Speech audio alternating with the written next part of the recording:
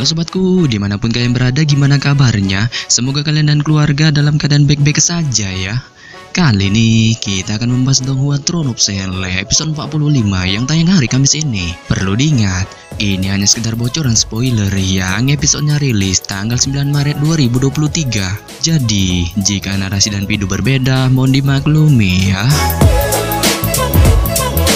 Untuk kalian yang penasaran tentang cerita Throne of Seonle episode 45 ini yang tayang 1 minggu sekali, oke, langsung aja kita ke ceritanya, gas. Pada ending episode 44 sebelumnya, kita diperlihatkan Hao Chen yang berhasil mencabut pedang ajaib setelah mengalami proses ujian yang sangat menguras mental, tekad, dan tenaga.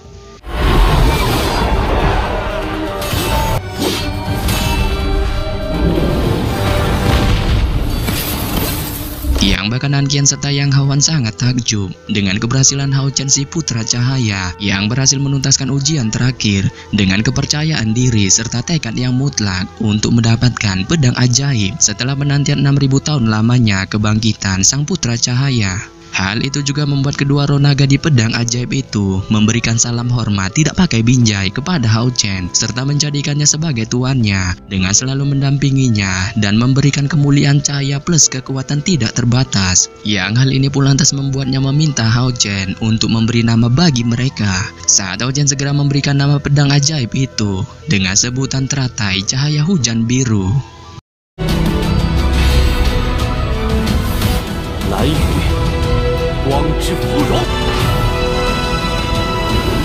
Setelah berhasil menyelesaikan ujian, Hao Chen terkejut dirinya dikeluarkan dari dimensi ujian dengan merasakan keheranan atas menghilangnya pedang ajaibnya. Akan tetapi pada saat yang sama, Yang Hawan memberitahu Hao Chen bahwa dirinya memang dipastikan kembali ke lembah roh setelah menyelesaikan ujian, yang otomatis pedang ajaib itu sekarang menyatu di tubuhnya. Hal itu pun lantas membuat Hao Chen segera mengecek tubuhnya dengan menemukan pedang ajaib itu memang bersemayam di dalam tubuhnya, sehingga hal ini membuat Yang Hawan memberitahukan bahwa dua roh naga di pedang ajaib itu kini sudah bersatu dengan tubuh pedang, serta jika Hao Chen kelak bisa mengembangkan kemampuannya, dapat dipastikan pedang ajaib itu akan menjadi OP. Serta pada saat yang sama, Yang Hawan juga mengingatkan Hao Chen untuk menjaga sebaik mungkin senjata roh itu yang merupakan harapan umat manusia selama ribuan tahun lamanya. Saat Hao Chen yang mendengar ini bertekad akan menjaga senjata roh itu dengan segenap jiwa dan raganya. Sontak saja, tekad yang ditunjukkan Hao Chen ini mengingatkan Yang Hawan tentang sosok Long Xingyu yang berpesan kepadanya untuk tidak memberitahu Hao Chen tentang keberadaannya sebelum Hao Chen menembus langkah ke-7.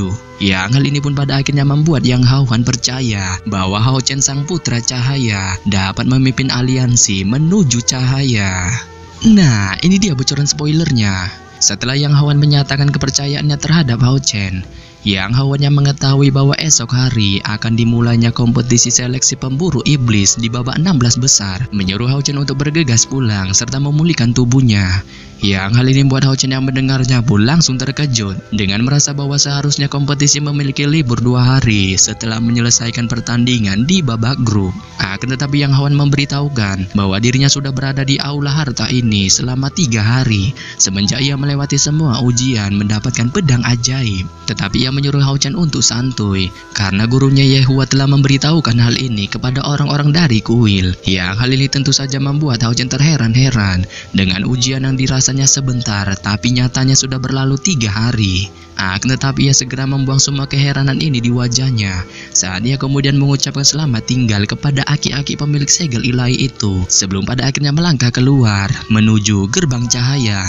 Dan setelah Hao Chen melangkah keluar dari gerbang cahaya, Hao Chen menyadari pada saat ini ia sekali lagi berada di aula kecil yang sebelumnya ia masuki di dalam gudang harta aliansi, yang pada saat ini lingkungannya benar-benar sunyi tanpa ada sebiji pun manusia. Saat hal ini membuat Hao Chen merasa heran dengan terus berjalan menjauh dari gudang harta aliansi ini. Serta pada saat yang sama, ketika Hao Chen masih terus berjalan menjauh dari tempat ini, yang tampak sama seperti sebelumnya ketika ia memasuki gudang harta aliansi dengan bertemu penjaga di luar.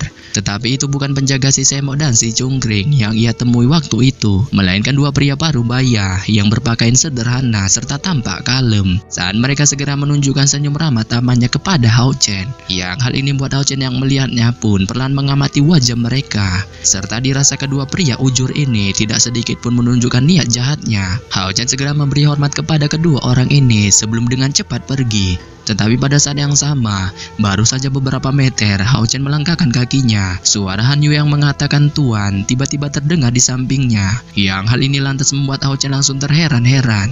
Serta ia menanyakan kepada Han Yu apakah dirinya menunggunya sampai selama ini. Saat Han Yu yang mendengar ini pun segera mengangguk, sembari mengatakan kepada Hao Chen bahwa saat ini ia adalah kesatria pendampingnya. Yang hal ini tentu saja wajar baginya untuk selalu menemaninya atau bahkan selama-lamanya. Sehingga pada saat yang sama, Hao Chen yang melihat ini pun tertawa sebentar, dan tanpa berkata-kata basa-basi lagi, ia kemudian membawa Han Yu bersamanya untuk kembali ke penginapan, serta melakukan pelatihan masing-masing di kamar mereka. Keesokan harinya, di pagi hari yang cerah, matahari bersinar. Ye Hua dengan tergesa-gesa mengetuk pintu Hao Chen. Saat Hao Chen yang melihat kedatangan gurunya ini pun spontan terkejut, serta keheranan segera muncul di wajahnya dengan menemukan bahwa wajah gurunya kali ini sangat bersemangat, serta tampak 10 tahun lebih muda dari sebelumnya. Yang hal ini pun lantas membuat Ye Hua terkekeh melihat keheranan di wajah Hao Chen saat ia memberitahunya bahwa dirinya kali ini pada akhirnya berhasil menerobos level energi spiritual ke 3000. Setelah bertahun-tahun berusaha untuk mendapatkan hal ini. Yang hal ini pun membuatnya berterima kasih banyak kepada Hao Chen atas semua bantuannya yang menjadikan dirinya sebagai kesatria pendamping. Saat Hao Chen yang mendengar ini pun merasa malu dengan menyuruh Ye Hua untuk tidak perlu sungkan atas hal itu, sebab ia merasa dirinya lah yang harus berterima kasih kepadanya. Yang pada dasarnya, melihat kerendahan hati dari muridnya ini, Ye Hua hanya bisa tersenyum santuy, serta kemudian menyerahkan sebuah hadiah berupa gelang berliku kepada Hao Chen, dengan merasa kemungkinan bahwa benda itu akan berguna baginya ketika menjalankan misi sebagai pasukan pemburu iblis. Sehingga pada saat yang sama, ketika Hao Chen melihat gelang berliku pemberian Ye Hua yang berdiri di tanah dekat dengan tubuhnya, gelang itu secara mengejutkan tiba-tiba mengedipkan sebuah cahaya, serta segera memunculkan beberapa peralatan perang seorang kesatria, mulai dari satu set baju besi, pedang, serta perisai. Dan setelah kemunculan peralatan perang ini, Ye Hua menunjukkan senyum merona di wajahnya, sembari memberitahu Hao Chen tentang peralatan perang di depannya, yang merupakan set peralatan perang roh dengan berbentuk baju roh, perisai roh, dan juga pedang roh, yang secara terpisah masing-masing dari peralatan perang ini memiliki tingkatan magis dengan memiliki keistimewaan kekuatan yang dapat mencakup wilayah luas. Yang hal ini pun dapat dipastikan sangat berguna bagi Hao Chen ketika dirinya menggunakannya dalam pertarungan mode tim di pasukan pemburu iblis. Sehingga pada saat yang sama, Hao Chen yang mendengar penjelasan peralatan perang roh dari Ye Hua ini pun spontan merasa kagum saat ia kemudian dengan bersemangat berjongkok, serta segera menyimpan peralatan perang roh itu dengan menyisakan baju rohnya saja, sebelum pada akhirnya ia tanpa merasa ragu langsung mengenakannya. Yang hal ini membuat Hao Chen yang awalnya sudah tampan pun menjadi sangat tampan serta tampak heroik. Saat penampilan tampannya ini membuatnya mengucapkan terima kasih banyak kepada Ye Hua atas pemberiannya. Yang pada dasarnya melihat hal ini, Ye Hua menepuk pundak Hao Chen serta memberitahunya bahwa hari ini kompetisi babak gugur akan dimulai. Yang hal ini membuatnya menyuruh Hao Chen untuk bergegas pergi bersama Li Xin menuju ke arena besar aliansi, dengan berharap pemuda tampan ini akan menyapu bersih semua pertandingan di babak gugur serta memasuki peringkat 3 besar. Yang hal ini membuat Hao Chen yang mendengarnya pun berjanji bahwa dirinya akan memenuhi semua harapannya saat dia kemudian melakukan salam penghormatan kesatria kepada Ye Hua. Setelah mendapatkan baju besi roh baru dari Ye Hua, Hao Chen sangat senang plus kegirangan, yang bahkan saat sarapan, ia mengenakan baju besi rohnya itu tanpa melepaskannya sedikit pun. Serta setelah kenyang, di bawah pengawasan Ye Hua, ia berangkat bersama Li Xin menuju arena besar aliansi bersama-sama. Akan tetapi seorang kesatria pendamping tidak memiliki izin untuk menonton pertandingan. Jadi hal ini membuat Hao Chen meninggalkan Han Yu yang sedang berkultivasi di kamarnya. Yang pada dasarnya, ketika berjalan menuju arena kompetisi, Hao Chen menanyakan kepada Lee Sin tentang kabar dari ayang cairnya. Saat Lee Sin yang mendengar ini pun malah tertawa cekiklikan dengan mengejek Hao Chen yang menurutnya memiliki hubungan mendalam dengan Cair, serta ia juga mengatai Hao Chen dengan sebutan fuckboy. Anjay, yang hal ini pun buat Hao Chen yang mendengarnya pun langsung tersipu malu, sembari menjelaskan kepada kakak julidnya itu bahwa hubungannya dengan Cair hanya sebatas teman saja. Yang hal ini membuatnya tiba-tiba tampak merasa khawatir dengan segera menarik tangan Lee Sin serta memohon kepadanya untuk menyebutkan saja keadaan Cair.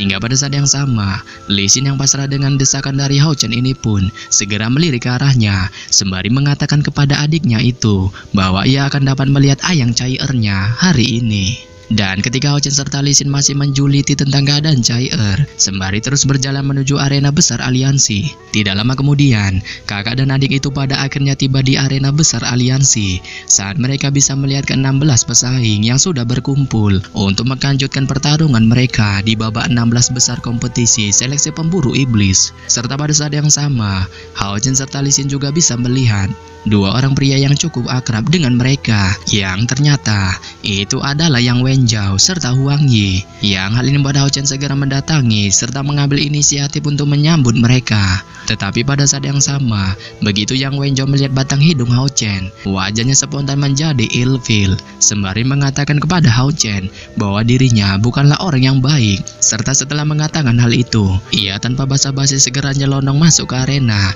tanpa mengucapkan salam kepada Hao Chen. Sontak saja, Hao Chen yang melihat tingkah agak lain dari Yang Wenjiao ini pun tidak bisa berkata-kata dengan kebingungan yang perlahan muncul di wajahnya.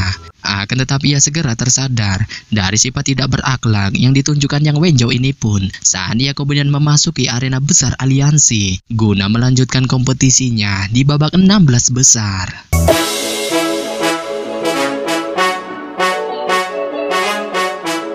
Yap. Sampai di sini saja saya menyampaikan bocoran spoiler Throne of Cell episode 45 yang baru tayang Kamis ini. Akhir kata saya ucapkan bye-bye.